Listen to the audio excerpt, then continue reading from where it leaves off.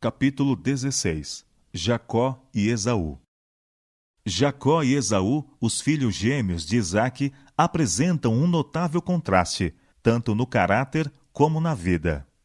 Esta semelhança foi predita pelo anjo de Deus antes de seu nascimento, quando, em resposta à aflita oração de Rebeca, ele declarou que 2 filhos lhe seriam dados. Revelou-lhe a história futura dos mesmos, de que cada um se tornaria a cabeça de uma poderosa nação, mas que um seria maior do que o outro, e que o mais moço teria preeminência. Esaú cresceu amando a satisfação própria e centralizando todo o seu interesse no presente. Não tolerando restrições, deleitava-se na liberdade selvagem da caça, e cedo escolhera a vida de caçador. Contudo, era o favorito do pai.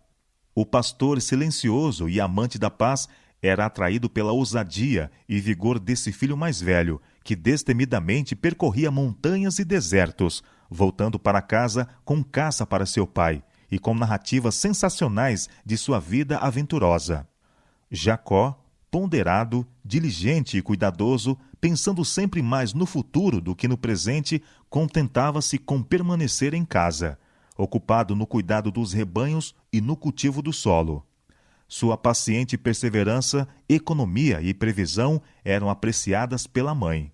Suas afeições eram profundas e fortes, e suas atenções gentis e incansáveis contribuíam muito mais para a felicidade dela do que o fazia a amabilidade turbulenta e ocasional de Esaú.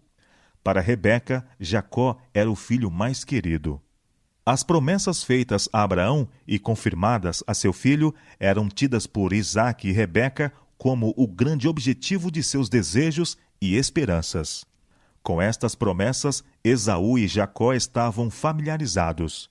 Foram ensinados a considerar a primogenitura como coisa de grande importância, pois que incluía não somente a herança das riquezas terrestres, mas a preeminência espiritual. Aquele que a recebia devia ser o sacerdote de sua família, e na linhagem de sua posteridade viria o Redentor do mundo. De outro lado, havia obrigações que repousavam sobre o possuidor da primogenitura. Aquele que herdasse suas bênçãos devia dedicar a vida ao serviço de Deus. Como Abraão, devia ser obediente aos mandos divinos. Em seu casamento, nas relações familiares, na vida pública, devia consultar a vontade de Deus.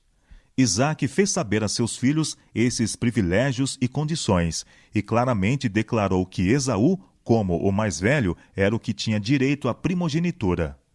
Esaú, porém, não tinha amor à devoção, nem inclinação para uma vida religiosa. Os requisitos que acompanhavam a primogenitura espiritual eram para ele uma restrição importuna e mesmo odiosa. A lei de Deus, que era a condição do concerto divino com Abraão, era considerada por Esaú como um jugo de escravidão. Propenso à satisfação própria, nada desejava tanto como a liberdade para fazer conforme lhe agradasse.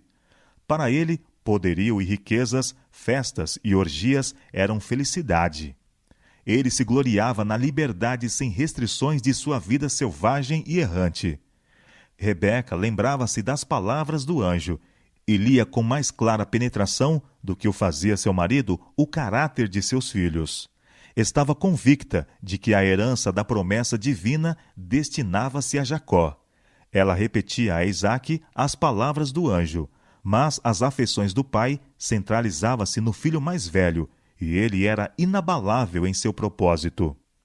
Jacó soubera por sua mãe da indicação divina de que a primogenitura lhe recairia, e encheu-se de um indescritível desejo de obter os privilégios que a mesma conferia.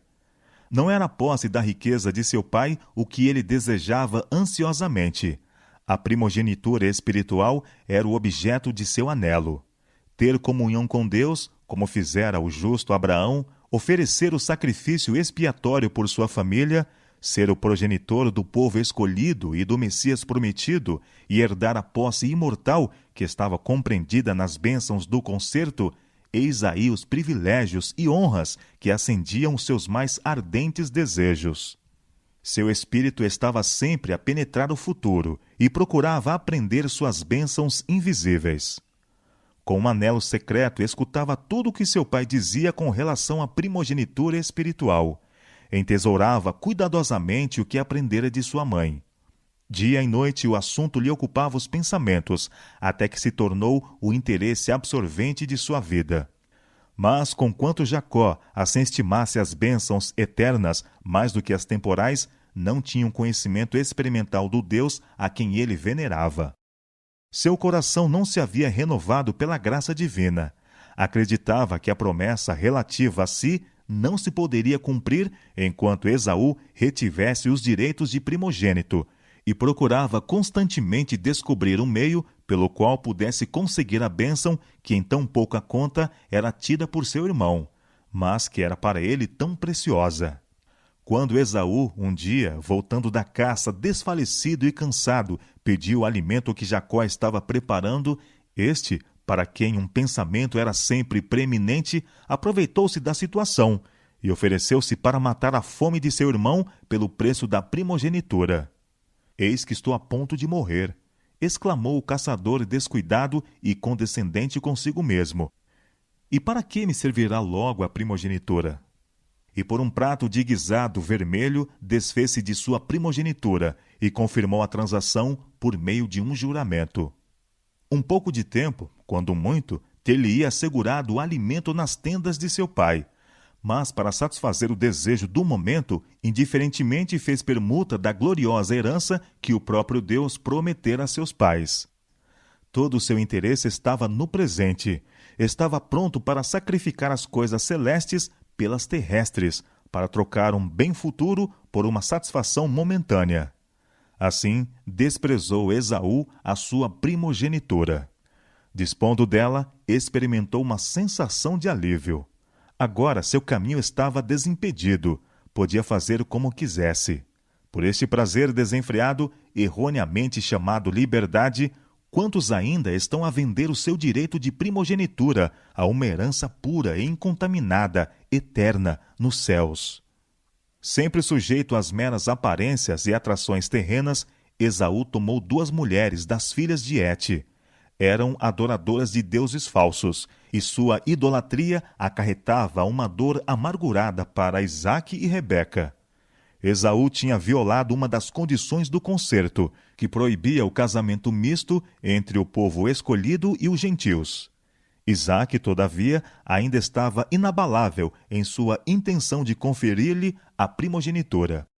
O raciocínio de Rebeca, o desejo veemente de Jacó pela bênção e a indiferença de Esaú pelas obrigações da mesma bênção não tiveram o efeito de modificar o intuito do pai. Passaram-se anos, até que Isaque, velho e cego, e esperando logo morrer, resolveu não mais demorar a concessão da bênção a seu filho mais velho. Mas, sabendo da oposição de Rebeca e Jacó, decidiu-se a realizar a solene cerimônia em segredo.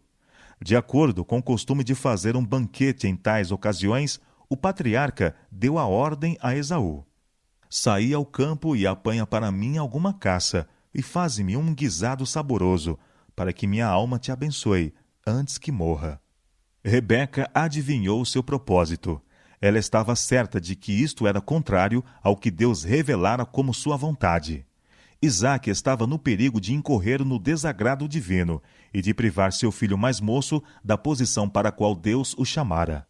Em vão ela tentou argumentar com Isaque e decidiu recorrer ao estratagema. Mal partira Esaú em sua incumbência, Rebeca entregou-se à realização de seu intuito.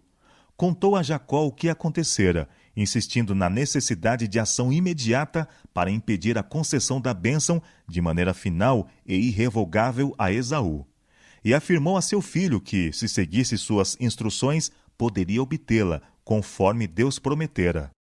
Jacó não consentiu facilmente no plano que ela propunha. O pensamento de enganar a seu pai causava-lhe grande angústia. Sentia que tal pecado traria maldição em vez de bênção. Mas seus escrúpulos foram vencidos e começou a pôr em execução as sugestões de sua mãe. Não era sua intenção proferir uma falsidade direta, mas, uma vez na presença de seu pai, pareceu-lhe ter ido demasiado longe para voltar e obteve pela fraude a cobiçada bênção. Jacó e Rebeca foram bem-sucedidos em seu propósito, mas ganharam apenas inquietações e tristeza por seu engano. Deus declarara que Jacó receberia a primogenitura, e sua palavra ter-se-ia cumprido ao tempo que lhe aprovesse, se tivesse pela fé esperado por ele, a fim de operar em favor deles. Mas, semelhantes a muitos que hoje professam ser filhos de Deus, não estiveram dispostos a deixar esta questão em suas mãos. Rebeca arrependera-se amargamente do mau conselho que dera a seu filho. Tal fora o meio de separá-lo dela, e nunca mais lhe viu o rosto. Desde a hora em que recebeu a primogenitura, Jacó sentiu sobre si o peso da condenação própria.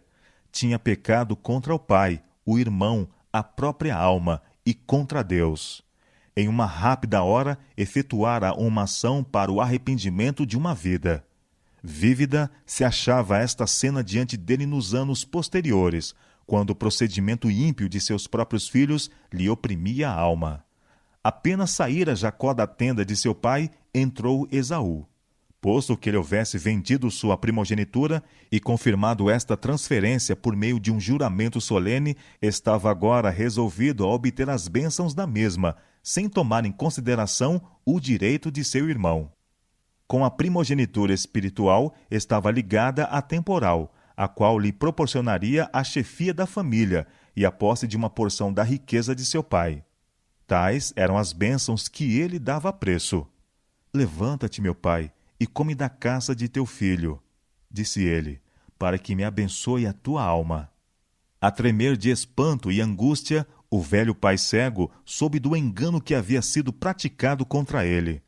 Suas esperanças, prolongadas e eternamente acalentadas, tinham se frustrado, e sentiu profundamente o desapontamento que deveria sobrevir a seu filho mais velho.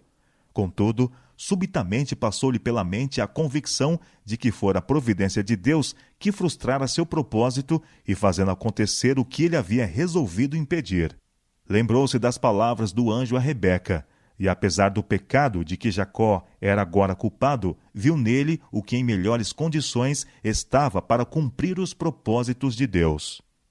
Enquanto as palavras de bênçãos estavam em seus lábios, havia ele sentido sobre si o espírito de inspiração, e agora, conhecendo todas as circunstâncias, ratificou a bênção involuntariamente pronunciada sobre Jacó. Abençoei-o, também será bendito. Esaú havia tido em pouca conta a bênção, enquanto esta parecia ao seu alcance, mas desejava possuí-la, agora que a mesma se havia dele retirado para sempre. Toda a força de sua natureza impulsiva e apaixonada despertou-se, e sua dor e raiva foram terríveis. Clamou com um brado excessivamente amargo: abençoa-me também a mim, meu pai. Não reservaste, pois, para mim bênção alguma? Mas a promessa dada não devia ser revogada. A primogenitura, que ele tão descuidadamente dera em troca, não a poderia readquirir agora. Por um manjar, ou seja, por uma satisfação momentânea do apetite, o qual nunca fora restringido, Esaú vendeu sua herança. Mas, quando viu sua loucura, era demasiado tarde para recuperar a bênção. Não achou lugar de arrependimento, ainda que com lágrimas o buscou. A Esaú não foi excluído o privilégio de buscar o favor de Deus pelo arrependimento, mas não podia encontrar meios para recuperar a primogenitura. Sua mágoa não se originava da convicção do pecado, não desejava reconciliar-se com Deus. Entristecia-se por causa dos resultados de seu pecado, mas não pelo próprio pecado. Devido à sua indiferença para com as bênçãos e preceitos divinos, Esaú é nas Escrituras chamado profano. Representa aqueles que têm em pouco valor a redenção a eles comprada por Cristo e estão prontos para sacrificar sua herança no céu por amor às coisas perecíveis da terra. Multidões vivem para o presente, sem qualquer pensamento ou cuidado pelo futuro. Como Esaú, clamam: comamos e bebamos, que amanhã morreremos. São governados pela inclinação e, de preferência a praticar a abnegação, renunciam às mais valiosas considerações. No caso em que uma destas coisas deve ser abandonada, ou a satisfação de um apetite depravado, ou as bênçãos celestiais prometidas somente ao abnegado e temente a Deus, prevalecem as exigências do apetite, e Deus e o céu são virtualmente desprezados. Quantos, mesmo dos professos cristãos, aderem a certas satisfações que são prejudiciais à saúde e que embotam as sensibilidades da alma? Quando se apresenta o dever de se purificarem de toda a imundície da carne e do espírito, aperfeiçoando a santidade no temor de Deus, escandalizam-se. Veem que não podem reter estas nocivas satisfações e, ao mesmo tempo, alcançar o céu, e concluem que, visto ser o caminho da vida eterna tão estreito, não mais andarão nele. Multidões estão a vender seu direito de primogenitura pela satisfação sensual. A saúde é sacrificada, as faculdades mentais enfraquecidas e perdido o céu. E tudo por um simples prazer temporário, condescendência que debilita e avilta ao mesmo tempo. Assim como Esaú despertou-se para ver a loucura de sua permuta precipitada, quando era demasiado tarde para recuperar sua perda, assim será no dia de Deus, para aqueles que houverem trocado sua herança no céu pela satisfação egoística.